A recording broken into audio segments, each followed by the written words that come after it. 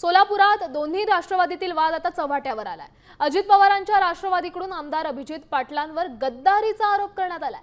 पाटलांनी भगीरथी भालके यांच्या पॅनलला मदत केल्याचा दावा आहे।